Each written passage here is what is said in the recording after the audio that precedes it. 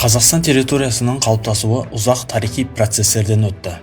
20 ғасырдың басында ол генерал-губернаторлықтарға бөлінгенімен, кейін ұлттық автономия құру және қазақ АКСР-ын құру арқылы қазақ халқының тарихи территориялары бір тұтас аумаққа біріктірілді. Қазақ автономиялық кеңестік социалистік республикасының негізінде қазіргі Қазақстанның шекаралары қалыптасып, 1936 жылы одақтас республика деңгейіне көтерілді. Бұл процестер қазақ халқының ұлттық мемлекеттілігін қалпына келтіру және территориялық тұтастықты сақтау жолындағы маңызды қадамдар болды. Ал енді осы территориялық бөліністердің қалай жүзеге асқандығына куә болайық. Тарихымызға үңілмес бұрын каналға жазылуды ұмытпаңыздар. 19 ғасырдың екінші жартысында қазақ жерінің Ресей империясына толық қосылуы аяқталды. Бұл кезде Қазақстан аумағы бірнеше генерал-губернаторлықтарға бөлінді. Олар Түркістан, Орынбор және Дала генерал-губернаторлықтары еді.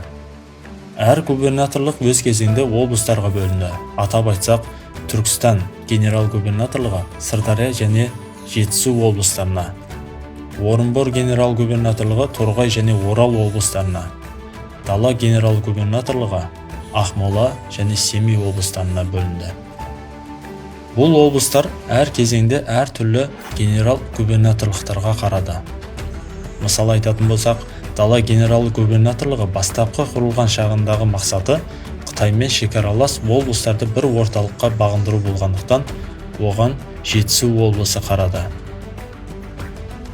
Бірақ та 1899 жылға келіп, Жетісу облысы қайтадан Түркістан генерал-губернаторлығының құрамына қосылды. 1917 жылы Қазан төңкерісінен кейін Ресей империясындағы ұлттар мәселесі алдыңғы қатарға шықты. Кеңес өкіметі ұлттық аймақтарға автономия беру арқылы халықтардың теңдігі мен өзін-өзі басқаруын қамтамасыз етуге тырысты. Бұл саясат Қазақстанды да қамтыды. 1920 жылы 26 тамызда бүкіл ресейлік орталық атқару комитеті мен халық комиссарлар кеңесі Қырғыз автономиялық кеңестік социалистік республикасын құру туралы декрет қабылдады. Бұл декрет бойынша қазақ халқының ұлттық автономиясы ресми түрде жарияланды. Бұл автономияның қырғыз деп аталуының себебі 18-19 ғасырларда Ресей империясы қазақтарды қырғыз қайсақтар деп атаса, бүгінгі күндегі қырғыздарды қара қырғыздар деп атаған. Осы Қырғыз автономиялық кеңестік социалистік республикасы 1925 жылдан бастап Қазақ автономиялық кеңестік социалистік республикасы деп атала бастады. Бұл автономиялық республика құрамына Дала және Орынбор генерал-губернаторлықтарының территориялары енді. Ал 1918 жылы 30 сәуірде Түркістан автономиялық социалистік кеңестік республикасы құрылды. Бұл республиканың құрамына Түркістан генерал-губернаторлығының аумағы, Каспий өңірі, Самарқанд және Ферғана облыстары кірді.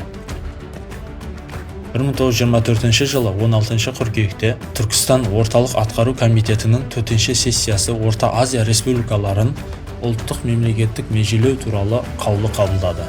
Осының нәтижесінде 1,5 миллион тұрғыны бар бұрынғы Түркістан, Хорезм, Хиуа республикалары аумақтарының 40% Қазақ автономиялық кеңестік социалистік республикасына берілді.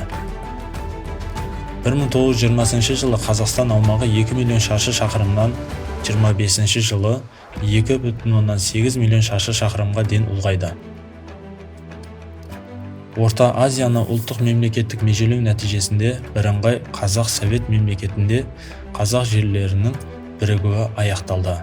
Ал 1936 жылы 5 желтоқсанда Қазақ автономиялық кеңестік социалистік республикасы одақтас республика статусын алып, Қазақ кеңестік социалистік республикасы болып қайта құрылды.